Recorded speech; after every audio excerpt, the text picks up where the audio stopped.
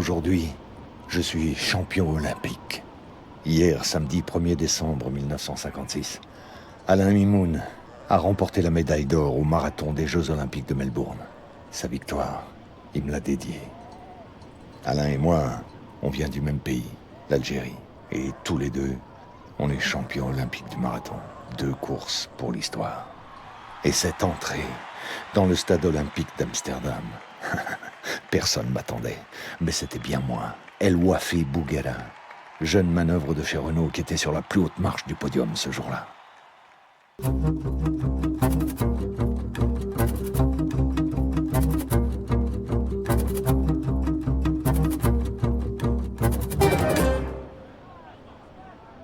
Tout commence aux portes du Sahara, à Ouled Djellal. Je cours. J'aime sentir le vent chaud du désert sur ma peau. On me rattrape jamais. J'ai déjà ma foulée bien à moi. Quand je rentre le soir, après une longue journée, je retrouve ma mère, Messaouda. Ici, c'est son royaume. On a grandi dans cette maison en bordure de la ville avec ma sœur Khadija. Je me rappelle l'odeur des figuiers et des orangers. Et puis aussi le lait de chèvre. Un véritable délice. J'aimais bien aider ma mère et ma sœur pour la traite. Le 3 août 1914, la guerre est déclarée. Engagé volontaire ou mobilisé de force, je vois des amis, des cousins, des oncles rejoindre les rangs de l'armée française, sur le front. Environ 173 000 soldats coloniaux ont été mobilisés pendant la Première Guerre mondiale, et la grande majorité venait d'Algérie, qui en 1914 était considérée comme un territoire français. Donc il était évident que ces soldats étaient intégrés, disons au sens large, à l'armée française. La Première Guerre mondiale a représenté pour eux, pour ces populations, une césure très importante. C'est-à-dire, c'est d'abord l'entrée dans l'armée française, pour une grande partie d'entre eux, donc l'appartenance à la France, par l'armée, donc ça c'est très important. Pour une grande partie d'entre eux aussi, cette guerre, ça a été la découverte de la France, parce qu'ils ne la connaissaient pas, ils ne connaissaient pas la métropole, et parmi ceux qui sont envoyés en France, il n'y a pas seulement ceux qui montent au front, mais il y a aussi ceux, nombreux, qui vont travailler à l'arrière, c'est-à-dire dans les usines d'armement, en fait, qui étaient les plus dangereuses, fondamentalement. Et on a comme ça, disons, la constitution d'une sorte de prolétariat en provenance des colonies, qui vient remplacer le prolétariat français classique, qui, lui, est engagé massivement sur le front. Pour tous ces hommes qui vont revenir, s'ils en reviennent, parce que beaucoup vont être tués, ou blessés gravement, comme la plupart des Français d'ailleurs. C'était une hécatombe absolument effroyable, la Première Guerre mondiale, une boucherie énorme. S'ils en reviennent, ils en reviennent profondément modifiés, à la fois dans leur comportement, à la fois par la guerre, l'apprentissage du maniement des armes, la découverte de la métropole et du mouvement ouvrier, le socialisme, l'engagement politique, c'est plus les mêmes hommes. Je rejoins Alger à la fin de la guerre. Je suis appelé et j'intègre le 25e régiment de tirailleurs algériens. Je suis plutôt discret comme garçon. Mais après quelques matchs de foot avec les gars, je peux dire que j'ai déjà ma petite renommée. Très rapide dans mes déplacements. Je deviens un joueur convoité. Le lieutenant, lui aussi, a pas tardé à le remarquer. Il m'a proposé d'aller à Paris, représenter notre régiment dans des compétitions sportives militaires. Ah, j'ai pas hésité longtemps. Paris, la ville lumière. Ah, très vite, je m'y suis plu. Je suis logé par l'armée à la caserne. Tous les jours, je m'entraîne. Je rencontre d'autres athlètes. Je suis loin de chez moi, loin de ma famille, et pourtant, je peux dire que je me sens bien. Il y a comme un air de fraternité. Je multiplie les courses et mes résultats progressent. Et puis, bien sûr, les Jeux Olympiques de Paris en 1924. Quelle fête! Tous les plus grands champions, toutes les vedettes du monde entier sont réunies à Paris. 1000 journalistes couvrent l'événement. Pour la première fois, les épreuves sont commentées en direct à la radio. Le journaliste Edmond de Horter survole même les différents sites olympiques en ballon. Oh, du jamais vu. C'est aussi la première fois que je rencontre l'éblouissant nageur américain Johnny Weissmuller. 19 ans à peine. Et il repart avec 3 médailles d'or et 1 médaille de bronze. Bientôt, le monde entier l'appellera Tarzan. Sur les pistes du stade olympique Yves du Manoir de Colombes, les Finlandais volants raflent toutes les médailles. Ils dominent les courses de fond et de demi-fond. L'épreuve reine du marathon est remportée par Albin Sternoos, encore un champion finlandais. Il arrive avec près de 6 minutes d'avance. Quant à moi, je termine la course à la 7e place. Je suis déçu, mais aussi fier, parce que mon temps est prometteur. La prochaine fois, je décrocherai l'or.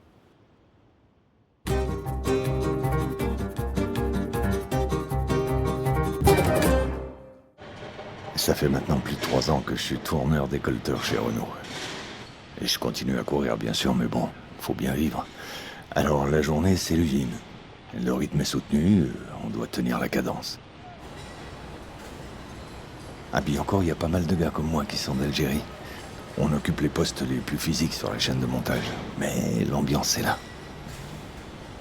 Les travailleurs coloniaux, notamment algériens, occupaient les plus bas postes de la hiérarchie de l'industrie automobile, ce qu'on a appelé les ouvriers spécialisés, les OS. À la différence d'autres ouvriers qui ne seraient pas des coloniaux, cette main-d'œuvre indigène ne bénéficie pas d'une trajectoire pour se former et évoluer dans la hiérarchie de l'entreprise. Quant aux rémunérations, elles suffisaient à peine à subvenir aux besoins du village, de cette famille laissée au pays. À cette époque-là, on ne peut pas mesurer de relations amicales ou de climat amical entre les ouvriers métropolitains et cette main-d'œuvre indigène, pour la simple et bonne raison que l'entre-soi domine dans la gestion administrative de ces populations. Cela n'excluait pas des moments de fraternité où les ouvriers pouvaient, à l'occasion d'un conflit social, à l'occasion d'une pratique en commun, se rencontrer et fraterniser. La gauche française, et en particulier le Parti communiste, estimait que le sport était un moyen d'émancipation et de conscientisation politique. Ces espaces de pratique sportive, c'est ceux qu'a côtoyé Bouguera El Ouafi, où il a pu connaître ses premiers exploits et entrer en relation, en contact avec des sportifs qui, dans d'autres conditions, ne l'auraient jamais rencontré.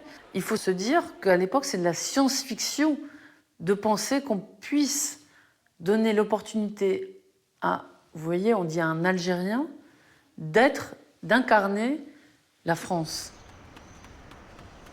Et je fais partie du club sportif de l'usine, le club olympique Billancourt.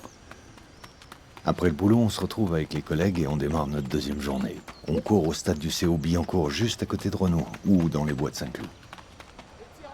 Je consacre mes soirées et mes week-ends à la course. C'est intense, j'ai plus beaucoup de temps de libre. Enfin, il y a aussi cette fille que j'aime bien. Seulement, c'est pas si simple, c'est la fille du patron. Et puis, je préfère me concentrer sur mon objectif premier, la médaille d'or.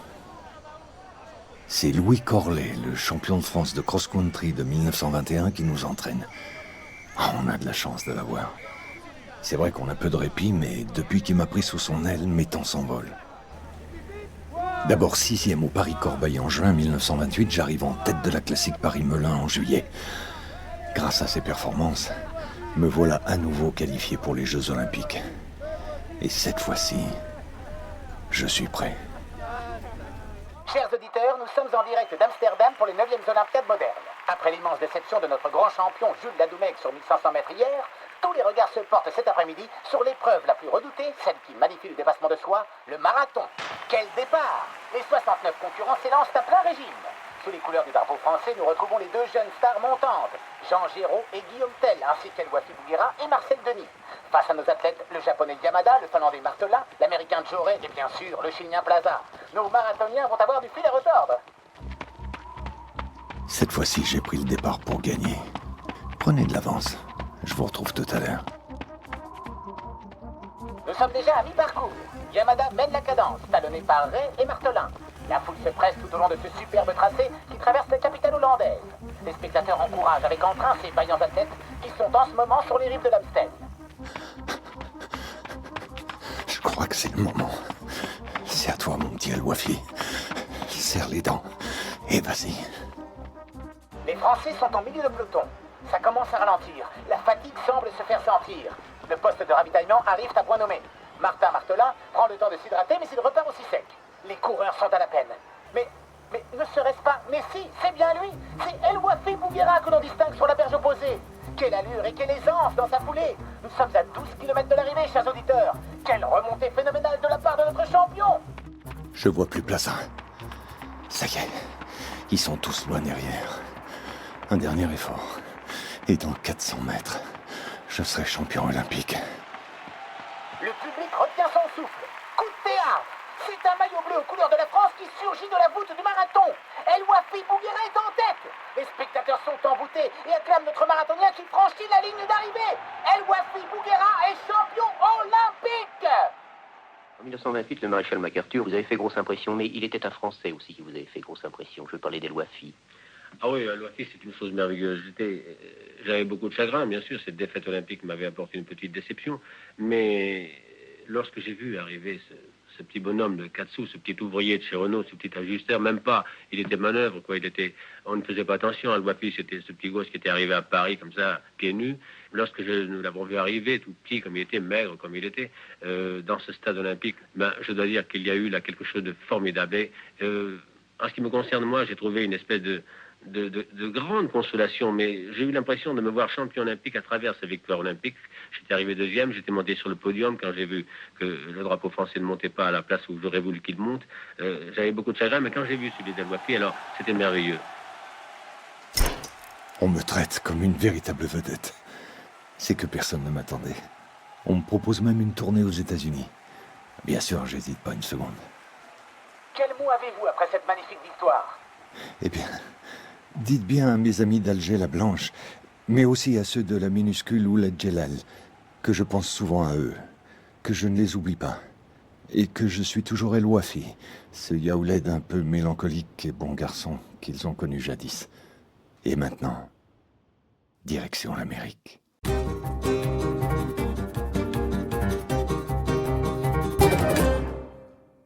La voilà. C'est donc elle. Quelle allure. Difficile de résister à l'invitation de l'oncle Sam. 5 mois aux États-Unis, tout frais payé. Plusieurs marathons et des courses de 25 km à travers le pays. C'est ma tournée américaine. Cette agitation permanente m'a tout de suite saisi. C'est beau, vous savez, l'Amérique. À peine arrivé, mon impresario m'introduit dans le beau monde. Je suis reçu avec beaucoup d'égards. C'est qu'un champion olympique ici, ça compte. Les Américains avaient tout de même envoyé le général MacArthur diriger leur équipe aux Jeux Olympiques d'Amsterdam. Quelques mots d'anglais rapidement assimilés et je commence à prendre mes marques dans cette atmosphère de joyeuse effervescence. Los Angeles, Hollywood et ses stars. Il n'y a pas que les courses qui s'enchaînent, les soirées aussi. Charlie Chaplin, Miss Tinguette, Maurice Chevalier. Quelle ambiance! Moi, El Wafi Bouguera, manœuvre aux usines Renault, je côtoie toutes les vedettes du moment. Hey, El Wafi! El Wafi! Mais c'est mon ami Johnny Weissmuller. Sacré Johnny. Toujours aussi fringant et bouillonnant. Fini les bassins, son nouveau terrain de jeu, les plateaux de cinéma. On vient de lui proposer d'incarner un homme singe, Tarzan. Quelle idée! Côté chrono, je me fais remarquer et ma cote ne cesse de grimper. Il faut dire qu'une grande publicité est faite autour de mes courses. J'ai déjà battu 2 fois Chesty Joe, torse bombé, la coqueluche américaine. Je rencontre également des adversaires inhabituels, mais tout aussi redoutables.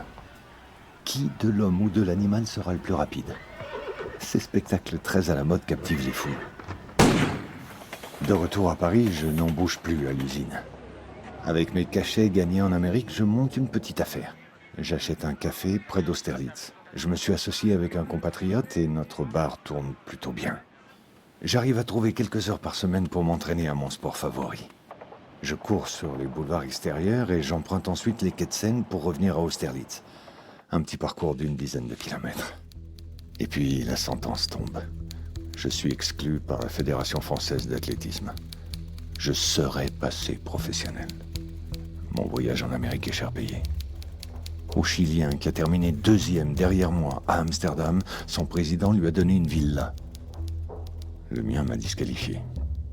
Dans les années 20, dans les années 30, le professionnalisme, c'est le mal, en quelque sorte. C'est la négation de l'esprit du sport. Alors, les règles de l'amateurisme font qu'un athlète amateur peut participer aux Jeux Olympiques, mais à partir du moment où un athlète a bénéficié de financement, aussi mince soit-il, n'a plus vocation à faire partie du giron olympique. Les premiers sportifs olympiques, les premiers sportmen sont essentiellement des gens qui n'ont pas besoin de gagner leur vie, qui pratiquent le sport par plaisir, par loisir, par temps libre.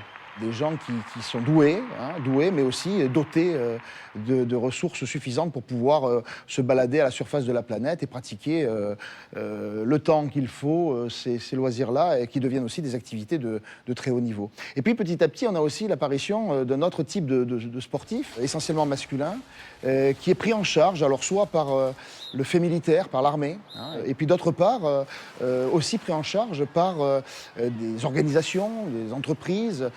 Bouguer El Wafi est de cela, puisqu'il a été d'abord, d'une certaine manière, promu par l'armée, et il était aussi ouvrier, ouvrier d'usine. Et d'une certaine manière, cette figure est une figure intéressante parce que ça met en scène ce que peut être le sport populaire de ces années-là, en contrepoint du sport des élites. Donc, Bouguer El Wafi est sans doute cet athlète qui a connu une véritable consécration. Une médaille d'or en 1928, c'est quelque chose d'extraordinaire, notamment lorsqu'on vient des colonies et de l'Algérie.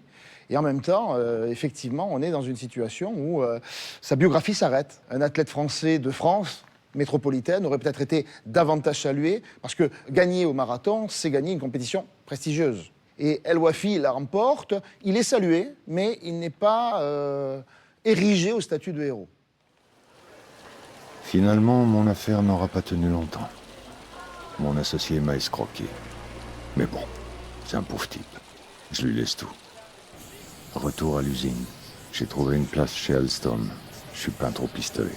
Les journées sont longues. Et puis, je peux plus courir. Ou plutôt, je veux plus courir. J'en ai plus le cœur. Enfin, une bonne nouvelle. Ma petite sœur Khadija vient s'installer en métropole. Elle arrive avec ses 3 filles et son mari.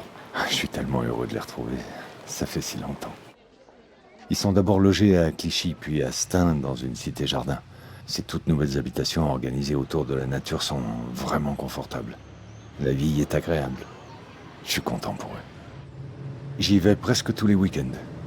Ça me fait une petite trotte depuis Saint-Ouen, mais ça me plaît de marcher pour rejoindre ma famille.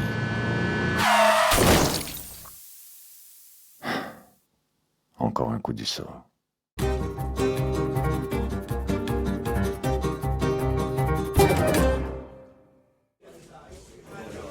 Depuis mon accident, je vis à Stein, chez ma petite sœur, Khadija. Je ne travaille plus, je ne peux plus.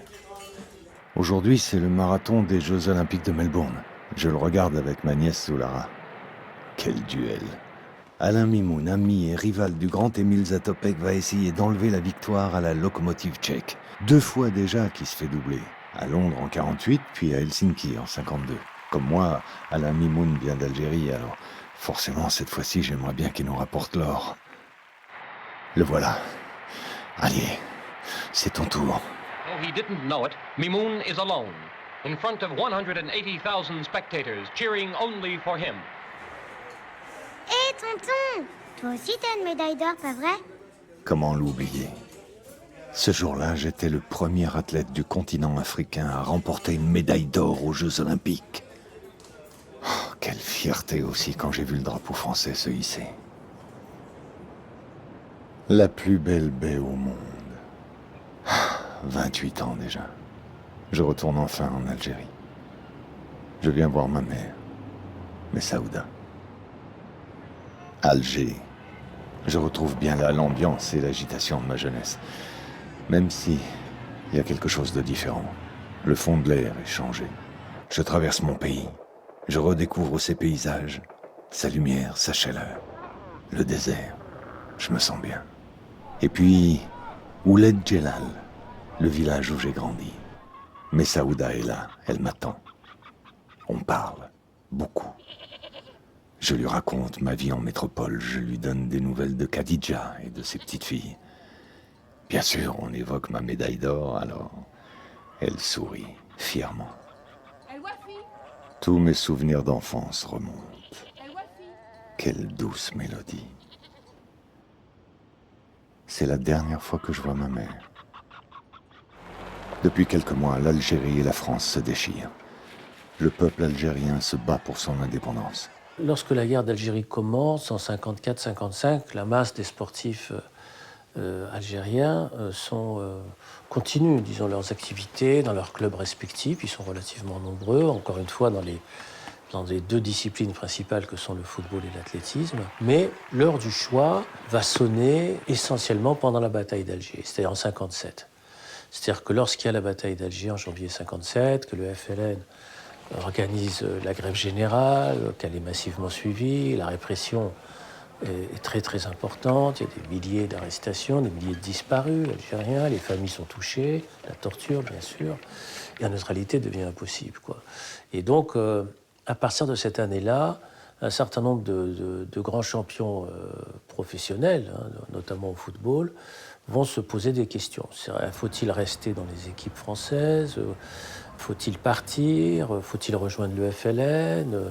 C'est une sorte d'interrogation majeure en rapport avec le nationalisme, en fait, et qui va trouver sa concrétisation en 1958, lorsque le FLN, prenant en charge, disons, toutes ces interrogations, décide de constituer une équipe de football nationale du FLN. À ce moment-là, un certain nombre de joueurs appartenant à des grands clubs prestigieux, Saint-Étienne, etc., vont quitter clandestinement leur club et rejoindre, je crois, en Suisse, et après partir vers d'autres pays, pour former l'équipe nationale algérienne du FLN, et qui va disputer un certain nombre de tournois à l'échelle internationale, parce que là, il s'agit aussi de politique. Hein, je veux dire, à travers le football, qui est, comme on le sait, le sport le plus populaire au monde, qui est pratiqué partout. Enfin, la jeune génération, naturellement, s'identifie aux grands joueurs, aux grandes équipes. Là, on voit cette équipe de football parcourir le continent africain, le monde arabe, y compris le continent asiatique. C'est la naissance du tiers-monde, hein, en plan politique, et donc porter les couleurs de l'Algérie indépendante. Et donc, il y aura un grand retentissement à ce niveau-là. Après la victoire d'Alain Mimoun, on s'est un peu souvenu de moi. Le maire de Stein me propose d'assister aux entraînements des jeunes de la ville. Mes conseils seraient précieux pour la relève. J'y suis allé une fois ou deux, mais je me sens plus à ma place. Je ne sors que très rarement. Je ne veux pas que mes voisins me voient tel que je suis en ce moment. Mal habillé et fauché. Ça fait pas bien pour un champion olympique. Je suis tranquille en famille. J'y passe tout mon temps. On discute de longs moments avec Khadija et son mari Abdelkader. Avec eux, mon amertume disparaît. Je suis serein. Ce dimanche 18 octobre 1959, nous sommes en famille à Saint-Denis, dans le café-hôtel d'un gendre de Khadija et d'Abdelkader.